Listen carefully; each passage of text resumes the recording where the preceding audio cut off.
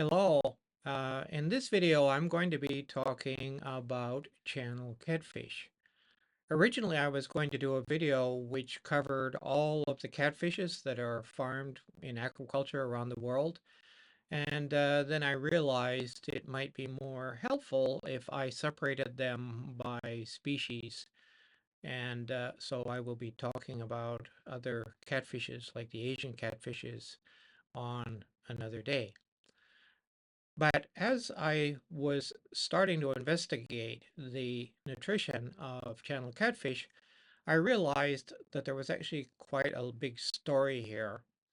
And so in this video, I'm going to start out by talking about the history of channel catfish farming in the United States and how this was the beginning of fish nutrition research for warm water species. So let's get started.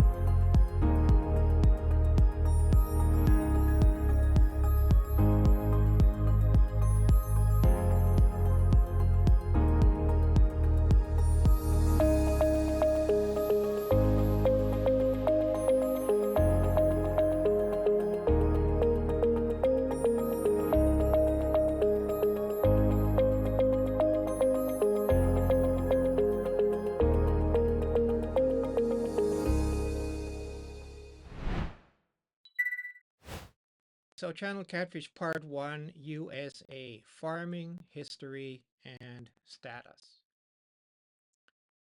I've shown this before, but in the overall picture of things regarding production of major aquaculture species, catfishes are lumped together in second place behind carps and ahead of cichlids, which includes tilapia. But within this group catfishes, we have the American catfishes, we have the Asian catfishes, African catfishes, even to some extent European catfishes. And so, of course, carps are by far nearly 5 times larger production volume than catfish. And within the USA catfish space, I'll be getting into that in just a moment about the current status and the previous recent status of U.S. catfish production. So let's just introduce the farmed catfish of the world before we get to American channel catfish. Everything is in the family Pangasiidae. So we have Bassa. This is the Vietnamese name. This is the preferred species in Vietnam for farming in cages. It's Pangasius bucordii. Then we have another species from Vietnam called Tra in Vietnamese. This one is the preferred species for pond farming, and it's Pangasianodon hypothalamus. Now, in Thailand, we have another one we've been calling for quite some time, the striped river catfish, Pangasius suchai. But recently, this has been brought under the same as Pangasianodon hypothalamus, so it's essentially the same fish. Then we have one called Pangas. This is found in the Indian subcontinent and Myanmar. The species is Pangasius pangasius. And these species, I show some photographs of them. Unless you're really an expert, you can't really tell much difference, although some of them are more colorful than others. And then finally, while all of these fish have the ability to grow, certainly the bassa and the tra, they can grow to fairly large size. The Pangasius is a much smaller fish. But at the other end, we have the Pangasianodon gigas. This is the giant Mekong River catfish, and it is farmed. Now, this picture I'm showing you is a man holding one of these, but in fact, when they're fully grown, they can be 2, even 3 times as large as that. Very, very large fish. Well, they are farmed here somewhat in Thailand, but they have suffered a lot due to human activities on the Mekong River, inhibiting the ability of these fish to migrate back and forth up and down the river. And so they've lost access to some of their previous spawning grounds. And it's not a fish that we know a lot about, but when I get to that point, I will talk about it. Then here in Southeast Asia, again, we have the family Claridae, and we have in this group the African catfish, Clarius garapenus. These are cultured here in Southeast Asia, but they are originally from Africa. And we have the Asian walking catfish. The traditional species native species in Thailand is the Clarius batrachus. And then we also have the Clarius macrocephalus. And we have hybrids. Sometimes the hybrid are these two. Sometimes the hybrid is this one and this one, or this one and this one. So um, unless you take the trouble to learn how they're different, and basically you can tell them apart by the position and the shape and length of their feelers around the mouth, then they are generally pretty difficult to tell apart. Then in Europe, we have the Siluridae, and here we really only have one species, the European catfish, Silurus glanis, also known as the Wells catfish. These are native in the basins of the Baltic, Black, and Caspian Sea. You can see they can grow quite large. This fish is quite a large specimen laying on the grass here. And if we look at this map, we see the red areas. So the red area, I think that's fairly obvious to see here. This is the native occurrence. So it tends to be around the Baltic Sea, around the Black Sea, and around the Caspian Sea. And blue is the occurrence in coastal water. So this fish does have some ability to handle salinity. And then orange is areas where it had been previously lost but has been reintroduced. It was potentially in those places in the distant past. Okay, now let's get on to the subject that's the topic of today's video, and this is American catfish. So I found this website.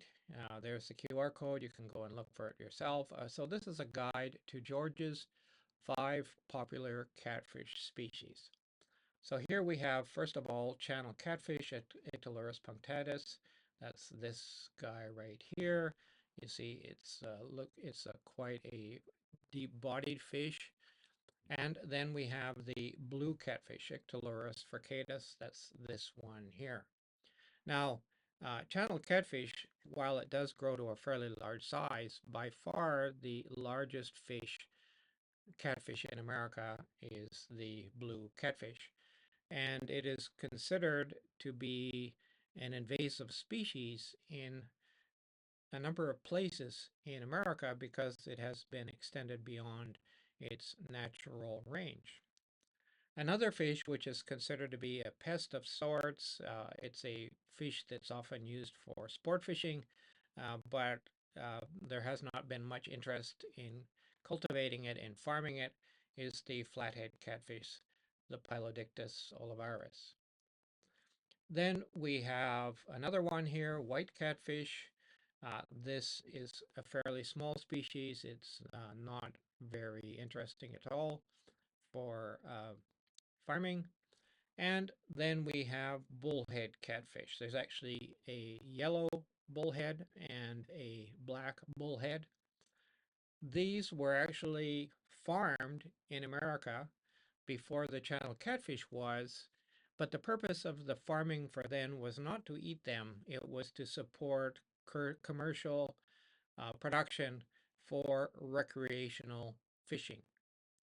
And so this might be that they were released in ponds and fishermen could come and fish for them, or in some cases they might have been released into lakes, and that's for the purposes of boosting sport fishing, because in America, in order to fish in public waters, you have to have a fishing license. So it was another way for the U.S. States to uh, have some interesting sport for people to participate in, but also to generate a little bit of revenue. And then channel catfish took off. Channel catfish, USA mainly, but now grown in multiple countries. And that's the top picture as you saw before. Here we have the farmed catfish, also the blue catfish here in the middle. I believe this is from an aquarium photograph, but you can see that the fish is quite blue. And then, as I mentioned in the previous slide, we have the flathead catfish. There is some interest in it, but for aquaculture, but really the other two um, are much larger. And more recently, we are beginning now to see significant amounts of hybrids being produced in America, and the hybrids are a cross between the channel catfish and the blue catfish, and I will get into that a little bit later. Here are the native ranges of American catfish. So we see here Ictalurus punctatus.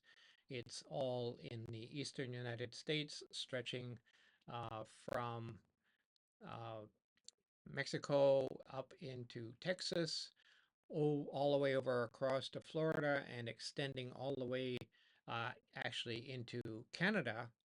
But in this map, we also see that it extends right up to the areas around the Great Lakes. Then we have the flathead catfish here.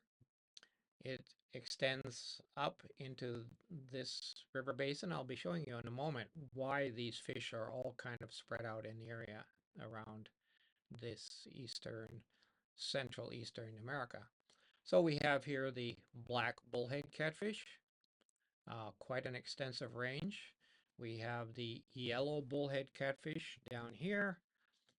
Then we have the white catfish. As I said, this is along the uh, coastal areas, but it's not a very large fish, and it's not really been considered as seriously as an aquaculture species.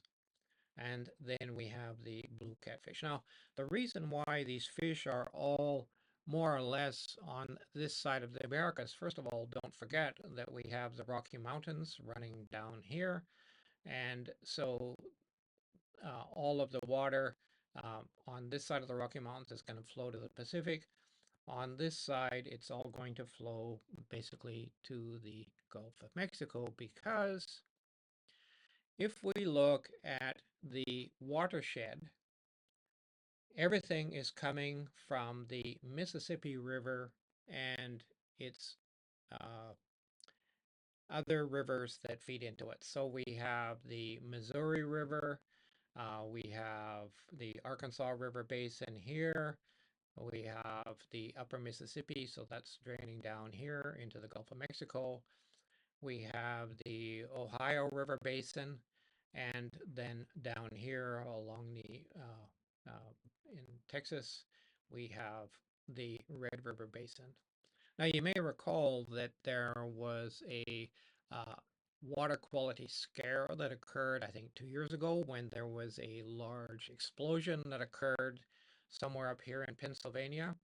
And what they were concerned about was that the waters would be contaminated and that they would flow back down into the area of the Mississippi and potentially impact the aquaculture activity down there.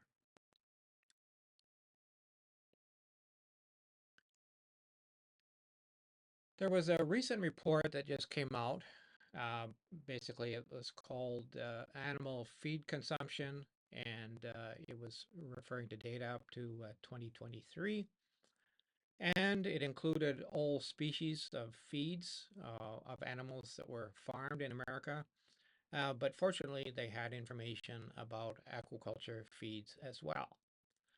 And while they did not break it down to anything more than simply aquaculture, we know that Mississippi, Alabama, Arkansas, and Texas are the main production sites of channel catfish.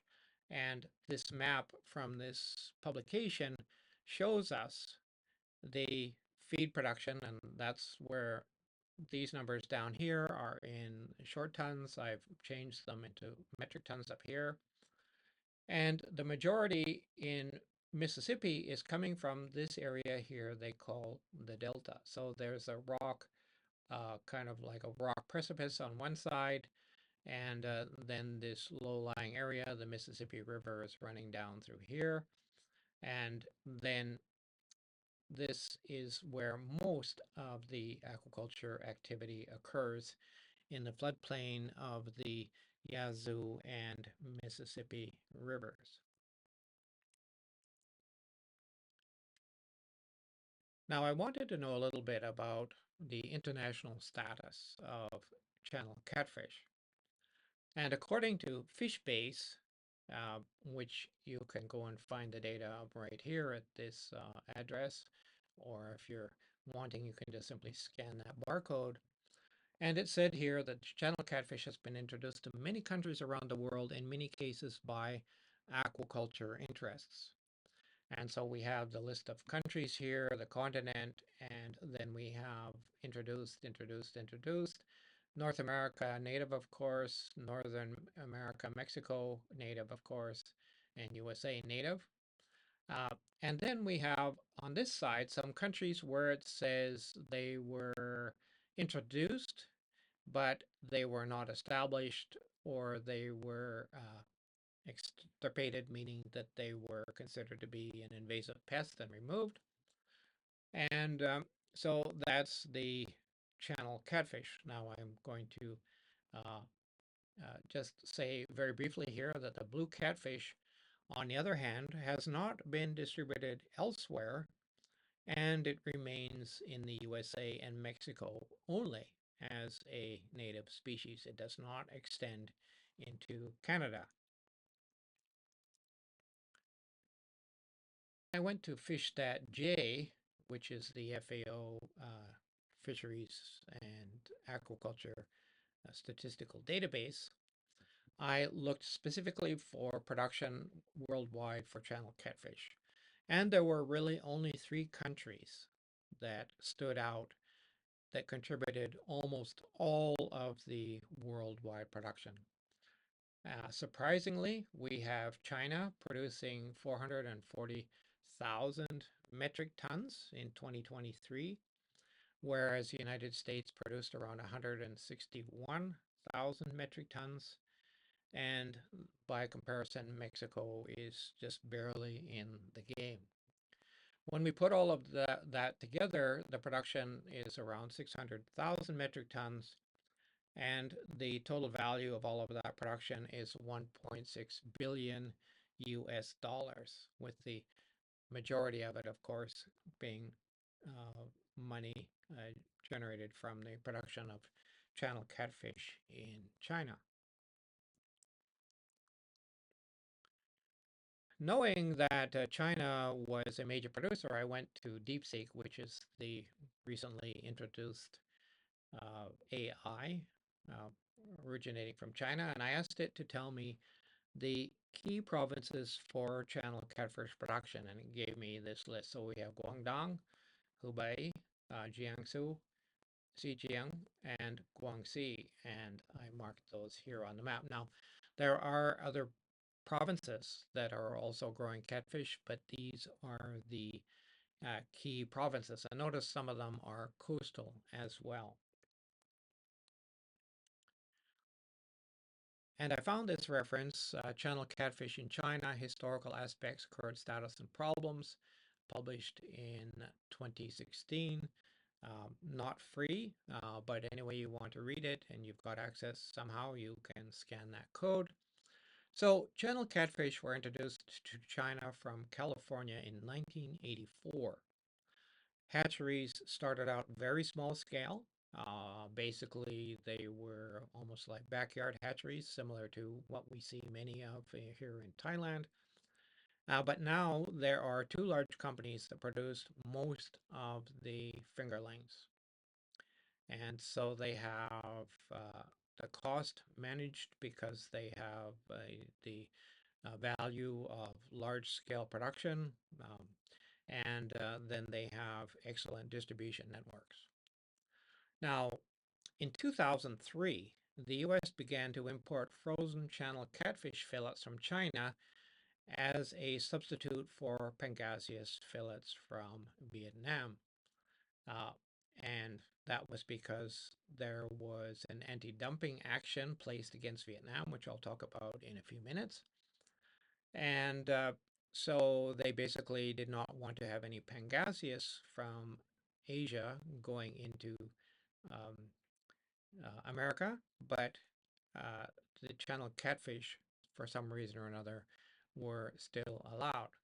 So if we look at this graphic, we see here that really we begin with 2003. So this is the year that US began to uh, import.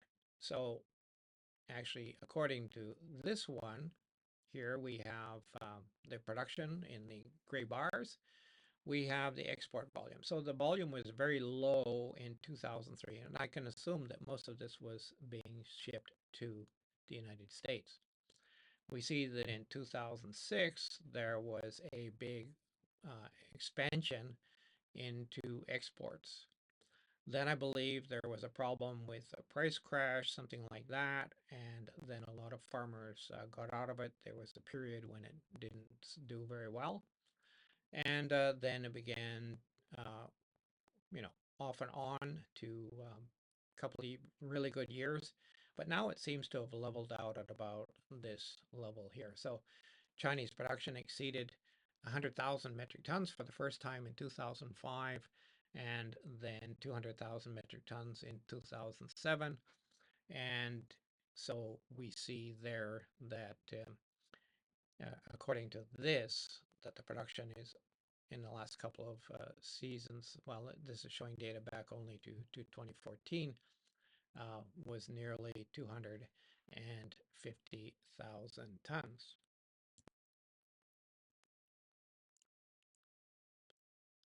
Okay, so that's the big picture about catfish farming in America and in the world. So let's get into some of the specific details about farmed catfish in the USA.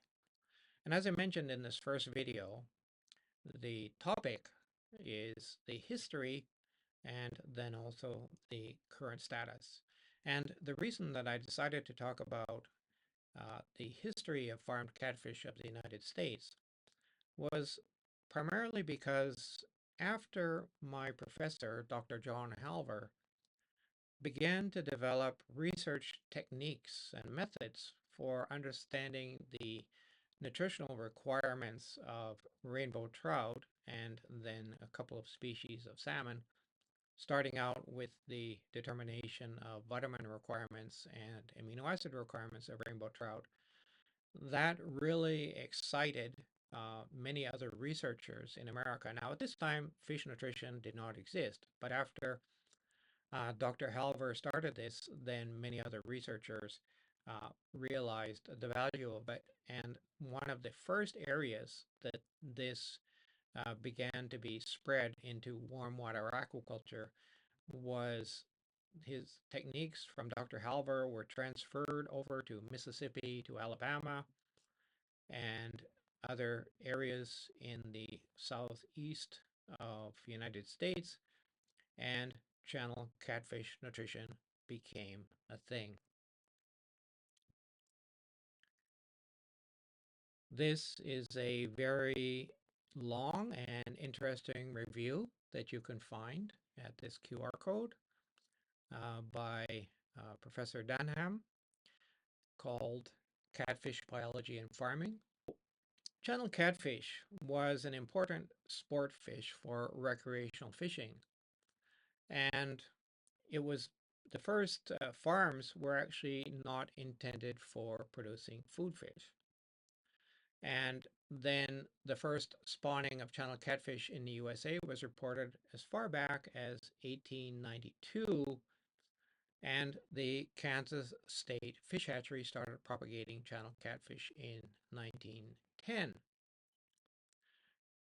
Now, notice it says that the first farms for channel catfish as a food fish were established in the state of Alabama in the early 1960s.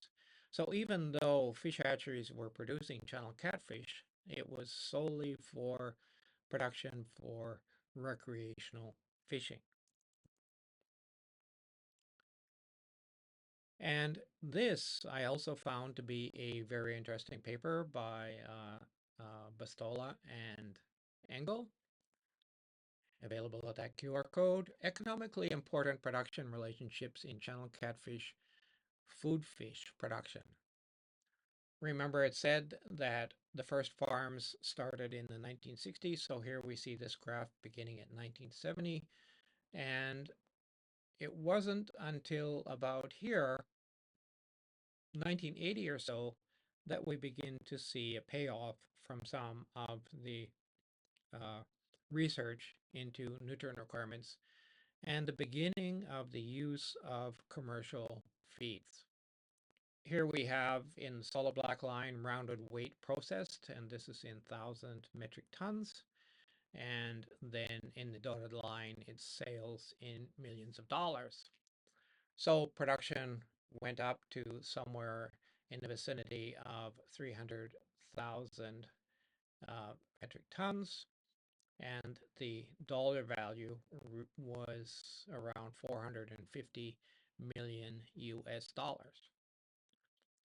This graph on the right-hand side here is showing you that in these key production states, so we have Alabama, Arkansas, Louisiana, and Mississippi, the vast majority of farms were farming in large scale ponds.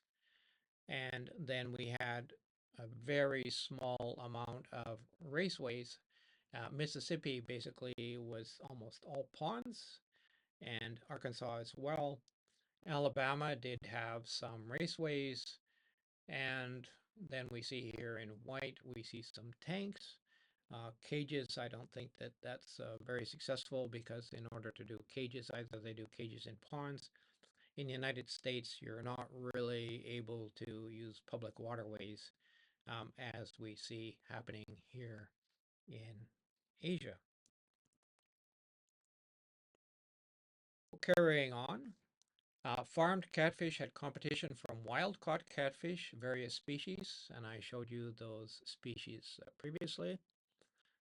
And then we had imported catfish. So this was wild-caught species from Brazil and Mexico. And in 1988, I had the opportunity for 3 months to go down to the Fish and Wildlife Service laboratory in Stuttgart, Arkansas, and worked briefly with Dr. Harry Dupree. I was investigating potential research for my PhD program. And I remember being in a supermarket. I don't remember, maybe Kroger's or something like that, and seeing in the frozen fish section steaks of catfish, and they were imported from Brazil. And they were also very cheap compared to the fresh fish that was being sold. But it seemed like most of the people did not really buy those, but there must have been a market because otherwise Kroger's wouldn't have had them in the store at all. Now, when we go and now go back and look at these two graphs that we see here, one, we have the price paid for the fish, presumably farm gate prices, production costs. So the production costs is this line here. And we see the production costs went up. And then we have this one, production costs. This line is production costs as well, but it was adjusted for inflation. And so you see the production cost actually went down, at least in terms of uh, adjusting for inflation.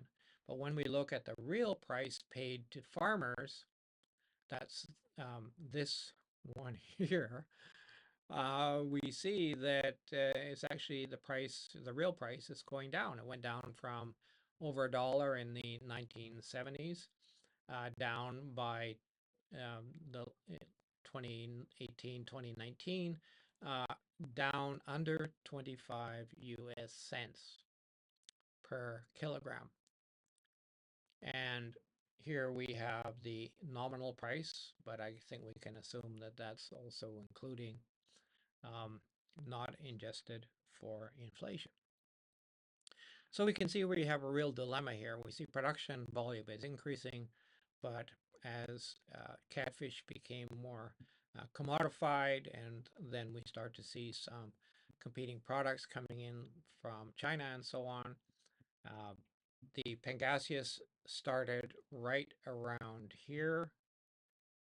And so that may be when the price went down here, was when the Pangasius came in. But about 2004, then we had this civil action against the Vietnamese in the anti-dumping activity. And then that led to the banning of the importation of the Pangasius from Vietnam. The arrival of Pangasius from Vietnam undercut the price of U.S. farm-raised catfish, with prices as much as 66% lower than U.S. catfish, a very serious problem. And then we had anti-dumping tariffs, and the anti-dumping tariffs were dependent on, well, it was all Vietnam, but they are individually tailored for each particular company. So when you set up an anti-dumping action, then you contact all of the importers and you say, provide us details about your costs of farming, costs of production, costs of processing. And then if the Americans then pick the numbers that they want to use, and then whatever the difference might be, then they will set a tariff. So you see there was quite a wide range here, 37% up to 64% tariffs, and these were imposed on Vietnamese exporters in 2002, which essentially forced Vietnam to start marketing and their sales in the United States. Now, there was another simultaneous activity, and that was that there was legal action to stop the Vietnamese from calling their product catfish. And this is when the Vietnamese started calling their product Tra and Bassa, their own Vietnamese names. And after Vietnam stopped selling to the United States, they had to find other markets. And actually, at this time, their production was several 100,000 tons a year. But as soon as they went worldwide, their production went up over 1 million tons. So in some ways, uh, going from having a single customer, they ended up with the whole world outside of the United States being their market instead. looking at these graphs, we see U.S. catfish production here, and from through the early 2000s until currently today, there's been quite a few issues with production costs, profitability, and so on. And then this has really limited the ability of U.S. catfish production to go up as it was before. And then on the right-hand side here, we see pangasius imports from Vietnam starting at around 2003, it says here, and then basically there's still some going there now. Um, we then also have the competing importation of ch actual channel catfish from China.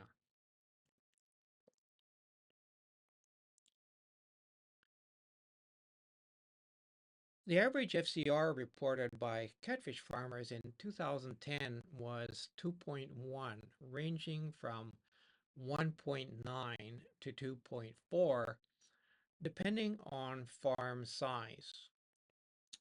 And I was not able to find a correlation between which farms had the uh, highest FCRs. But one of the things that's been going on for some time in the United States was that the ponds could be very large. They might be 10, 20 hectares, very, very large. And for a long time, they were only doing harvesting with seine nets and almost never draining the ponds. So you would sometimes find mixed sizes, maybe mixed, they would try to avoid mixed age groups, but nevertheless, it was quite difficult for them to have a good measure on FCRs. Whereas here in Asia, we typically do crop by crop. We drain the ponds, and then every fish comes out, and it's very easy for us to calculate an FCR. But from the perspective here in Asia, these FCRs are very high. Now, Engel, in another paper, not this one, estimated that feed cost was 45 to 47% of the total variable cost. And this has been stated many times that feed cost is actually the largest cost involved in the overall cost of production for any fish species anywhere. And it was 33 to 36% of the total cost for catfish production. And here on this graph, we see feed prices in dollars per metric ton.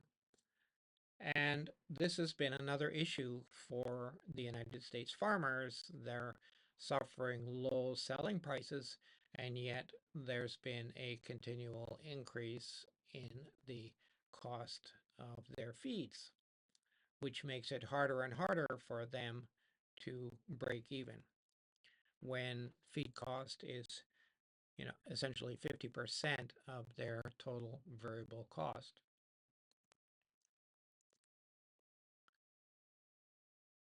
Now, they talk about a golden era of catfish in the United States.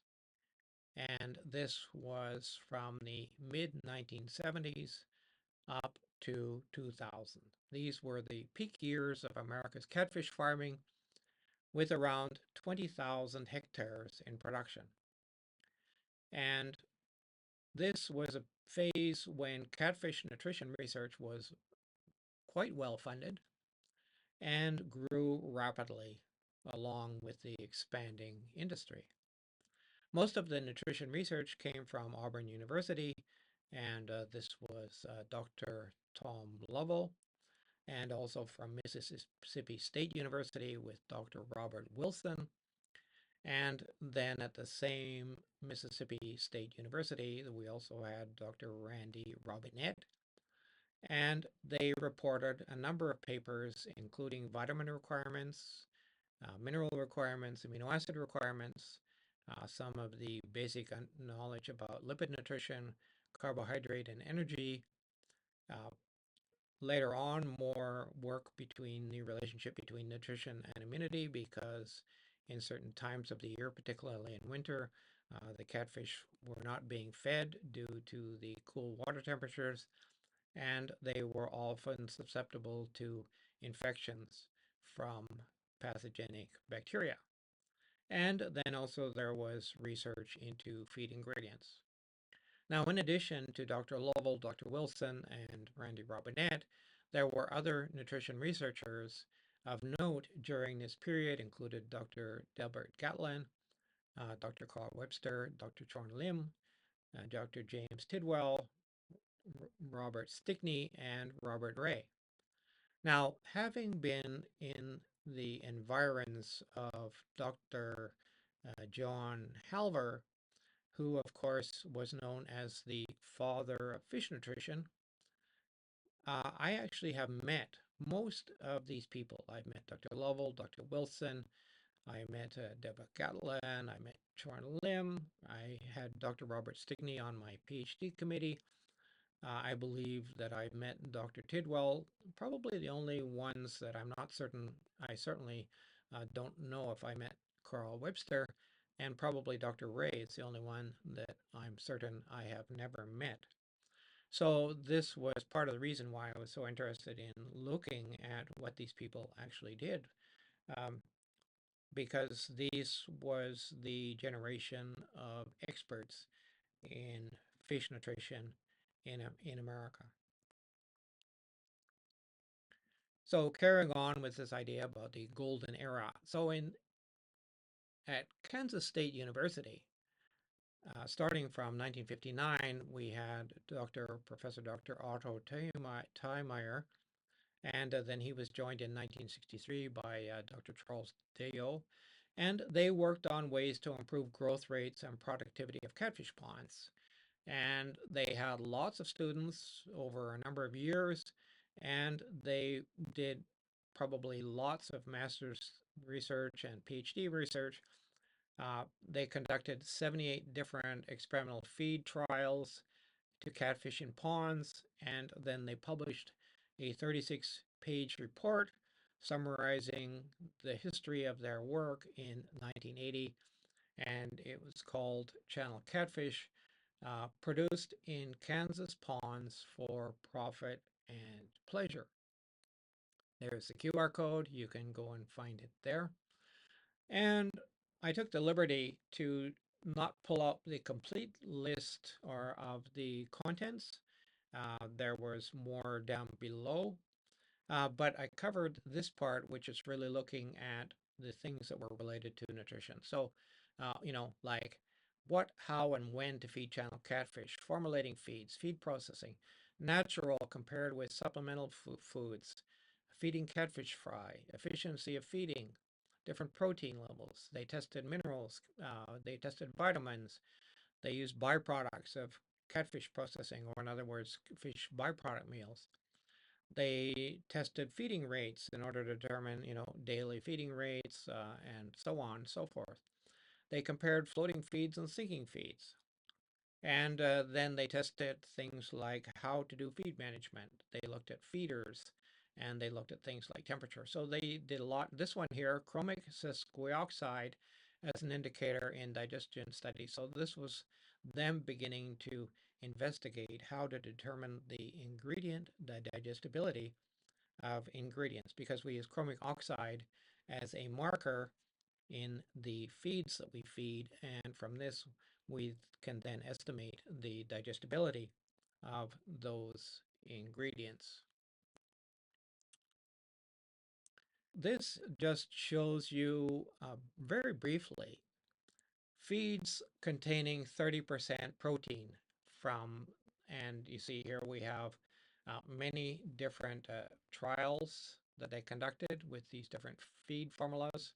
Here you see the formulation. So they have soybean meal, alfalfa meal, fish meal, meat and bone meal, feather meal, corn gluten, wheat gluten, blood meal, peanut meal, uh, and then wheat bran, and so on. And this is really a list of many of the main ingredients that were available in the United States as agricultural byproducts. And then this was done over a number of years. And then they have the results of feeding from some of these trials, the survival rate, the gain that they got, and so on. And then they used this and shared this information for the development of feeds elsewhere. Now, these authors talk about the decline of catfish farming in the United States, and they tag it as from the year 2000 to present. Catfish production peaked in 2002, 2003, as we saw on the graphs earlier, and there were up to 80,000 hectares of ponds and 300,000 metric tons of fish produced. We saw that 300,000 ton production in one of the previous graphics. The decline since then has been produced by competition from other fish products, increasing feed cost, reaching an incredible $600 per metric ton in 2012, and stagnant and or decreasing fish prices. Catfish growers had sales of $358 million in 2024 compared to $454 million in 2023. So even just that space of 1 year, sales dropped by about $100 million. And all of this has really hit the four main producing states: Mississippi, Alabama, Arkansas, and Texas. Now, from this graph, we can see in blue, dark blue, U.S. frozen fillet, light blue, U.S. fresh fillet. The orange, dark orange, is imported frozen fillet, and the light orange, very hard to see up here at the top, is coming from imported fresh fillet. And what we see is we've had this decline in sales of U.S. produced. We have seen an increase in millions of pounds of imported product, and I suspect most of this is coming from China, not so much from Pangasius. Now, whether Pangasius has been brought back into the America, I suspect it probably has, but it's not labeled as catfish as it was in the past. Okay, so current status. So recent research has focused on ways to reduce production costs. So genetic improvement programs for existing channel catfish strains. They have been developing hybrids, channel catfish, blue catfish hybrids. They have been researching feed protein reduction, and then also ingredient substitutions. And then they have begun to change the way that they farm the fish, including emphasis on split pond farming. And then in the past, because this started out as kind of like a homegrown effort, there was no real coordinated development of aeration. Now, everything we know about aeration of catfish ponds, we have to thank Dr. Claude Boyd from Auburn University, because he has been the main researcher looking at every single aspect of aeration, efficiency of different aerator designs, movement of oxygen, assessment of the redox potential of water and soils, and so on. And his work has been very helpful in allowing American farmers to try to understand aeration. So now we see something like this picture down below, where we have what we call split pond farming. Now, the thing is that this area up here, this little pond, this is where the catfish are under a very high stocking density. where in the past in a pond like this, the fish would just be, maybe not so dense and they'd be allowed to move around freely. But what they do now is the water moves from there, and this pond is for water rehabilitation. So they might have plants and so on to try to improve water quality, and then the water is recirculated through this. So this is how they do. So the thing is, when you've got only a very small pond like this to manage the catfish, you can then watch them very closely, feed them very well, and so this is now an innovation which is becoming more and more interesting. Farmers are also continuing to use the traditional larger ponds, although these ponds here are not particularly large.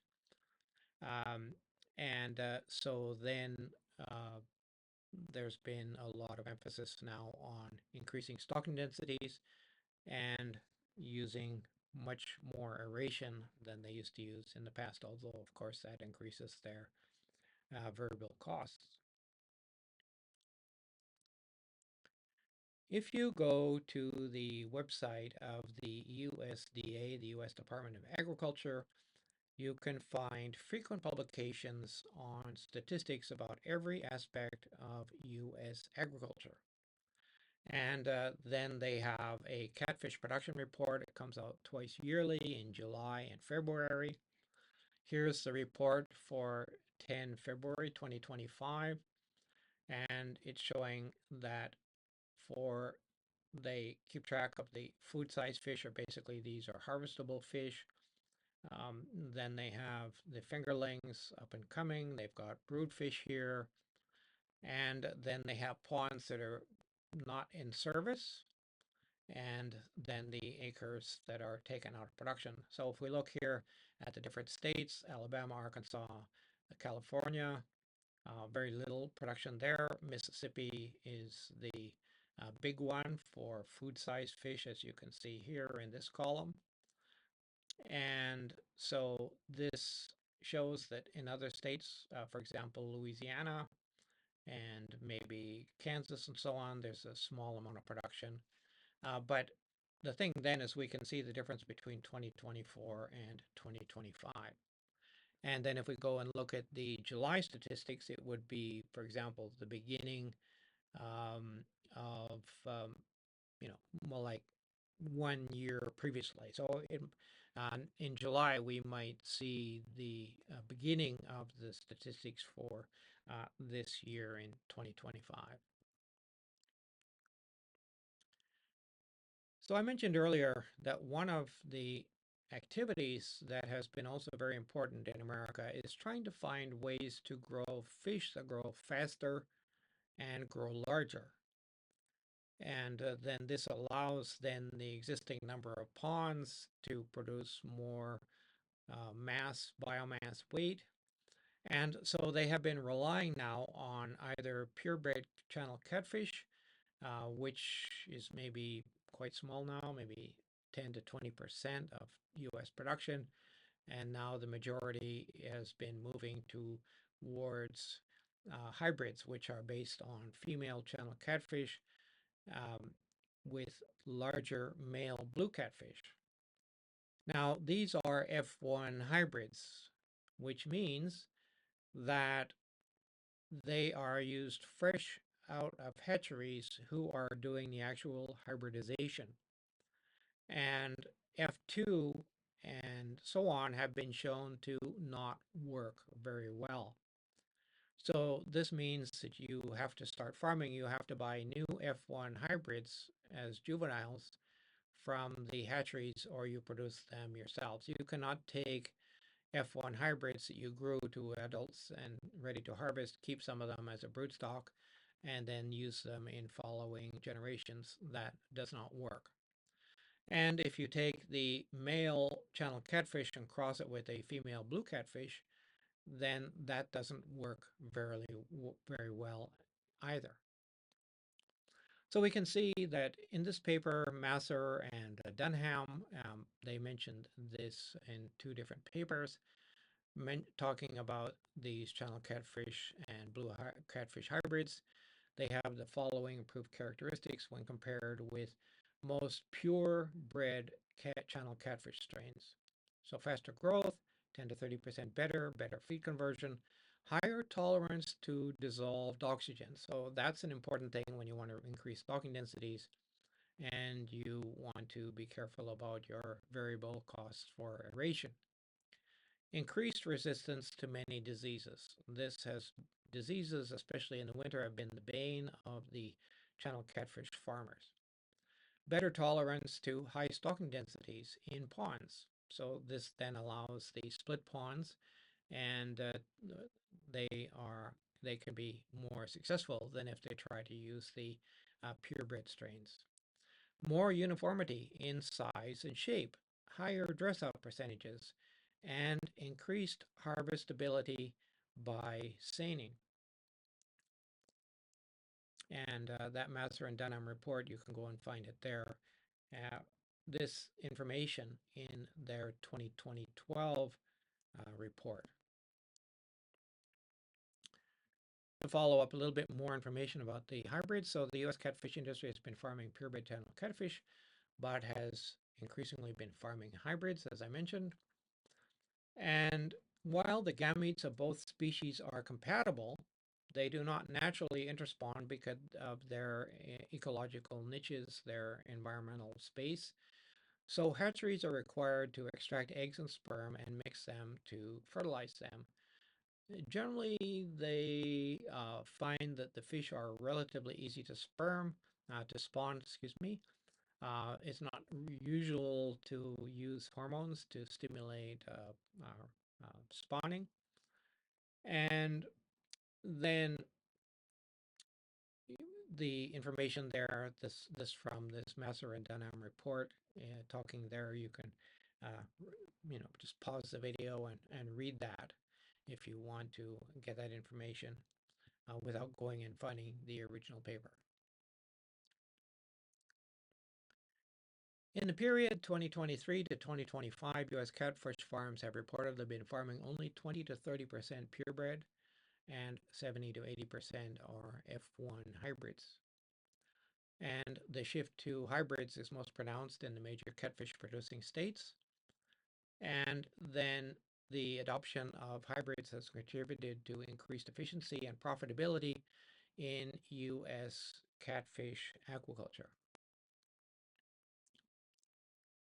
With adoption of new farming techniques in the tri-state catfish farming region of Arkansas, Mississippi, and Alabama, they've gone now from very large static ponds. The average farm size in the recent past was 221 hectares, huge areas. Average pond size was 4 to 5 hectares. And now the movement away from those large static ponds to split ponds, to in-pond raceways, and also to smaller ponds with intensive aeration is shown in this graph. So we have split ponds in black, in-pond aeration is this one, and then the in-pond raceways, which requires more investment and actually installing concrete raceways within existing ponds. Does work, but it's probably too much trouble for a lot of farmers. When we look deeper in this paper published by Hegde, we see then here catfish production practices, traditional systems. Uh, uh, this is talking about aeration. So on this axis we have the type of pond. On the bottom we have aeration in kilowatt hours per hectare or kilowatts per hectare. And traditional ponds is quite low at 6.2, and intensively aerated is 10.4. Split ponds is here in the middle. Now, in Thailand, speaking about aeration, some of the shrimp farmers in Thailand are stocking the shrimp ponds at very high density, and some of them are using upwards of 25 kilowatts per rye, and one hectare is like 6 rye. So some of the farms in Thailand are using, upwards of 100 kilowatts of aeration per hectare, which I suppose they're able to do that because they get a good price for the shrimp. But it's worthwhile if you consider the benefit on survival that you get from increased aeration. Now we saw there's a shift towards new farming technologies, and here we have some statistics from this paper, Economics of U.S. Catfish Farming Practices. We have number of farms, number of ponds, stocking densities, feeding rates, FCR, size at harvest, survival, and so on, according to all of these different farming strategies. So in some cases, we have multiple batch, single batch, but they're talking about stocking densities. And then we have, this is for channel catfish, and then we have the same for the hybrids. Now notice here that hybrid catfish split ponds are here, but split ponds don't seem to be over here. So it may be that most of the um, production of split pond farming is hybrids. Now, if you're a catfish farmer and you're watching this video and you have some more accurate information than I do, since I'm here in Asia and I'm just looking this up from the perspective of reading these papers, please go ahead and share your knowledge in the comments below. Okay, so resources.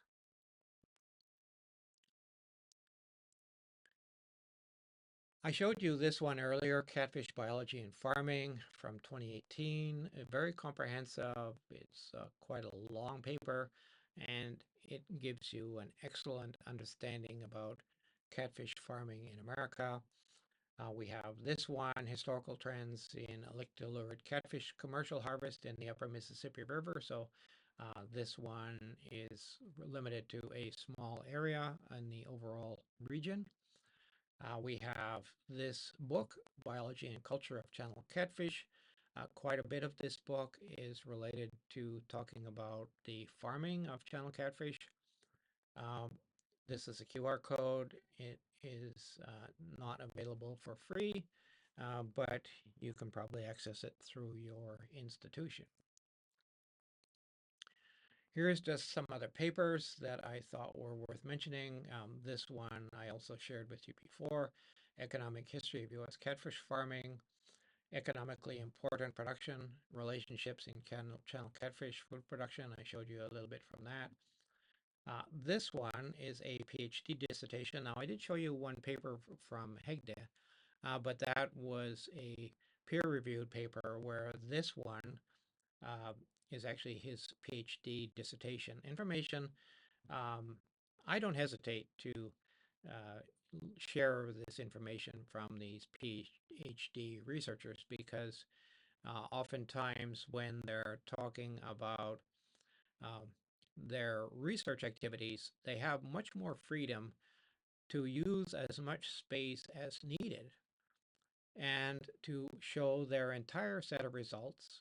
Whereas when they publish a peer-reviewed paper, oftentimes there are page limitations, topic limitations, and so I have no hesitation in showing you that you can go back and see his PhD dissertation, where all of the information in the other paper is here, but then there's more as well. And then recently I found this one, which is also a PhD dissertation from Mississippi State. A very curious title, Tasteless, Cheap, and Southern: The Rise and Decline of the Farm-Raised Catfish Industry. And she raises a very valid point that in the United States, they focused on, let's say, steaks, but primarily on fillets. And it's a white fillet. It's not colored in any way. It's not really identifiable. It's kind of tasteless, which means that it can be used in many different kinds of cooking. But the point is that it made it very difficult to separate it from the other commoditized fish that were being imported from China and from Vietnam. And her conclusion is that the U.S. industry kind of has itself to blame for the problem of, inability to be able to expand their market and differentiate themselves from the imported product, at least in the eyes of the consumers.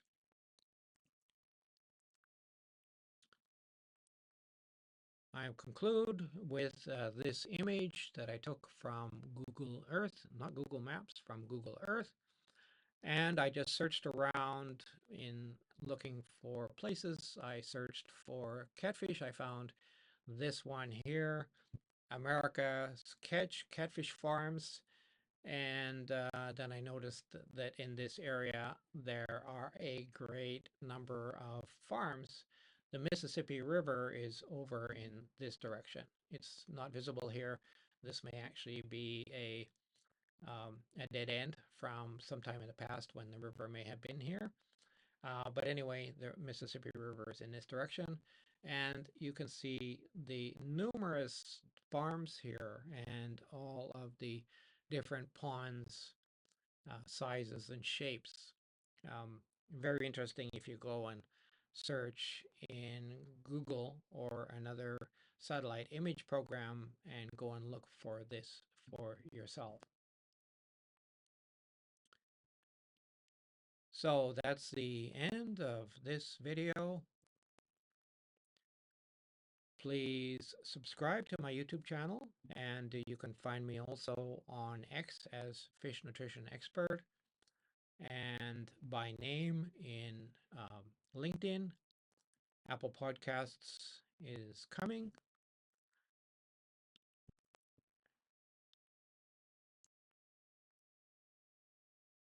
Like this video, comment, especially if you have more knowledge about the recent details about the current status of channel catfish farming. Turn on notifications after you've been subscribed, and then please like and share this with your friends and colleagues so that this information can get out for informing potential aquaculturists and fish farmers worldwide. So thank you very much.